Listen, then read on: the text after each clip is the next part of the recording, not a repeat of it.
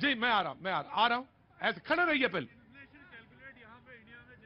जनाब आली पहले एक बात, मैं आऊंगा आपके पास आऊंगा, पहले यू हैव टू स्टैंड। जी जनाब, उन्होंने कहा कि देश का जो हालात है वो बड़े खराब है। जी धन्यवाद प्रतीक जी, पहले तो आपको और पूरे देश को भारत माता की जय, वंदे मातरम। देखिए प्रतीक जी, मुझे तो ये समझ नहीं आ रहा कि जो भी मेरा भाई पढ़ा लिखा व्यक्ति जिसको कि अंतरराष्ट्रीय स्थिति की जानकारी है, यदि वो ये कहे कि भारत के अंदर महंगाई है तो बहुत दुर्भाग्यपूर्ण होगा।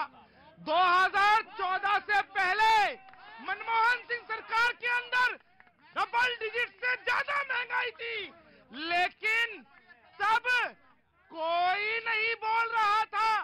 क्या बोलते थे प्रधानमंत्री जी कि इस देश के संसाधनों पर पहला अधिकार मुसलमानों का है, लेकिन आज जो प्रधानमंत्री देश का विकास कर रहे हैं वो क्या कहते हैं? सबका साथ, सबका विकास, सबका विश्वास और सबका प्रयास। यदि रज्जाक को मकान मिलेगा तभी रमेश को मिलेगा। रोटी तो दे दो, अरे पहले रोजगार तो दे दो, पहले रोटी तो दे दो। आज महंगाई 45 साल के सबसे हाईएस्ट रेट पर है और ये उसका समर्थन कर रहे हैं। इन पर सवालिया निशान उठाए जनता पे कि जनता सवाल अगर उन्होंने कहा कि 22 महीने में, बहरहाल आज जो थी बहस महंगाई पे नहीं थी, लेकिन भैया जी में तो कोई इनडायरेक्ट डायरेक्शन तो होता नहीं है, किधर भी मुड़ जाती है। उन्होंने कहा 22 महीने में सबसे कम है। मैं सबसे ज्यादा जीएसटी भैया जी गरीब आदमी दे रहा है और मालदार लोग 3% दे रहे हैं। ये मुद्दा बिल्कुल है, गरीबों की जेब से पैसा निकाला जा रहा है। मोदी सरकार आज का मुद्दा जी, आज का मुद्दा ये था, गब्बर सिंह टैक्स लगाकर जी आज का मुद्दा ये था कि अनर्गल बोलने से बचा जाए, बिल्कुल तेज बोलने से बचा जाए, ऐसा ना बोला जाए। जी मैं आ रहा हूँ। अल्पसंख्यकों की बात, उन्होंने अल्पसंख्यकों की बात की थी। अल्पसंख्यकों में जैन भी आते हैं, बुद्धिस्ट भी आते हैं। सबसे मिला जाए, सबसे मिला जाए, ये बात ऑफकोर्स क्या है, सबसे मिला जाए। मैं बैठिए, ये कहा कि पसमानदा लोगों से भी मिला जाए, पसमानदा वो जो नीचे है।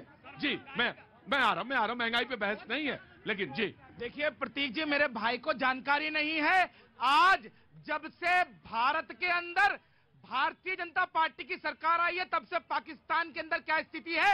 एक एक आटे के लिए, एक एक बैग के लिए आटे के गोलियां चल रही है।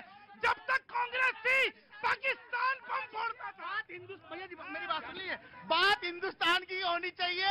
हिंदुस्तान के लोग सुन रहे हैं, हिंदुस्तान के लोग चैनल को देख रहे हैं। ये पाकिस्तान, अफगानिस्तान, 80 करोड़ से ज्यादा लोगों को 4 साल से 3 साल से राशन मिल रहा है लगातार।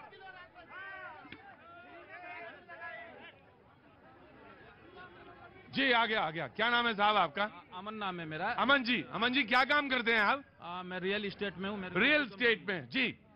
मेरा सवाल उनसे है जो अभी कह रहे थे महंगाई के बारे कि 2014 से पहले महंगाई ज्यादा थी।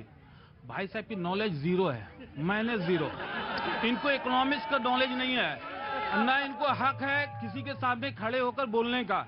2014 में जीएसटी कितना था, 2014 में टैक्स कितना था, और 2014 में बेकारी कितनी थी, सारे का तुलना कर लिए, गूगल में लिखा हुआ आपके। और इकोनॉमिक क्या हालत है आपको नहीं पता है। मैं छोटा मोटा एक व्यापारी हूँ, मेरी अपनी खुद की बिजनेस है। मैं 4 साल से सरवाइव करने के लिए सोच रहा हूँ। हमारे ऐसे लाखों लोग होंगे जो सरवाइव करने के लिए सोच रहे हैं। आप वंदे मातरम की बात कर रहे हैं, उससे पेट भर जाएगा, युवा को नौकरी मिल जाएगी। युवा रोड पर घूम रहा है।